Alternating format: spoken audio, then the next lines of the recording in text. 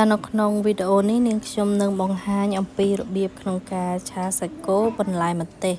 អញ្ចឹងជាដំបូងគឺយើងដាក់ខ្ទះលើភ្លើងមករួចហើយយើងចាក់ខ្លាញ់មកសំល្មមនឹងសាច់ហើយនឹងបន្លែរបស់យើងនឹងទៅបន្ទាប់មកគឺយើងត្រូវរង់ចាំឲ្យខ្ទះឲ្យខ្លាញ់របស់យើងនឹងរៀងក្តៅបន្តិចរួចហើយយើងដាក់ខ្ទឹមដែលយើងបានចិញ្ច្រាំមកល្មមនឹងបន្ទាប់មកគឺយើងត្រូវកូរចុះកូរឡើងរហូតដល់ខ្ទឹមរបស់យើងនឹងវាក្រហមវារាងជើងក្រងដើម្បីឲ្យវាឈ្ងុយ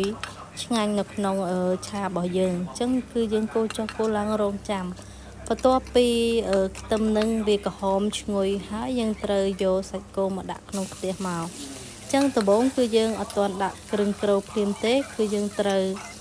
កូរវាឲ្យរាងសសាច់បន្តិចដើម្បីកុំឲ្យវាមានក្លិនឬក៏វាឆ្អាបអីចឹងទៅចឹងបន្ទាប់ពីយើងកូរចុះកូរឡើងរហូតដល់សាច់គោរបស់យើងរាងឆ្អិនតិចហើយយើងដាក់ប្រេងខ្យងចាយើងដាក់ប្រេងខ្យងមកល្មមទៅបន្ទាប់មកយើងដាក់ប៊ីចេងចាតាមចំណង់ចំណូលចិត្តរបស់យើងទៅអាចយើងដាក់មើលឲ្យសមល្មមជាមួយ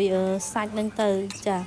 បន្ទាប់មកយើងអត់ទាន់ដាក់ស្ករភ្លាមទេយើងត្រូវដាក់ប៊ីចេងហ្នឹងទុកចោលមួយសន្ទុះដើម្បីឲ្យវាចូលជាតិជាមួយនឹងសាច់ហើយធ្វើឲ្យឆាប់ផុយផងបន្ទាប់ពីបានមួយសន្ទុះហើយគឺយើងដាក់ស្ករតាមមកល្មមចំណង់ចំណូលចិត្តរបស់យើងតាមផ្ទះរៀងខ្លួនបន្ទាប់មកគឺយើងត្រូវដាក់ទឹកត្រីហើយ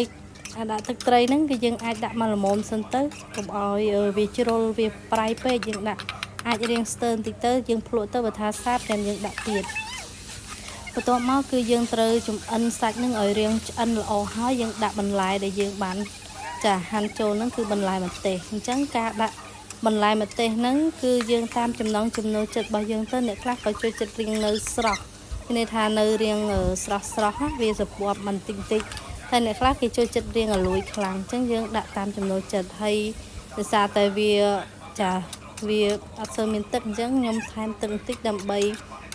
ចម្អិនឲ្យបន្លែវាឆ្អិនផងដើម្បីមានទឹកហូបផងអញ្ចឹងបើយើងចូលចិត្ត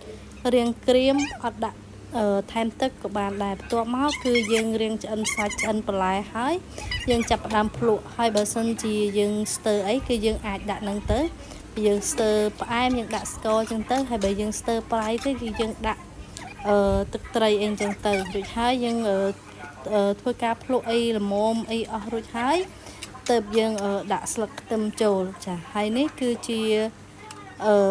សភាពចាឬក៏លទ្ធផលពេលដែលវាឆ្អិនហើយអញ្ចឹងសម្រាប់វីដេអូនេះគឺមានប៉ុណ្ណឹងចាសូមអរគុណច្រើននិងសូមជម្រាបលា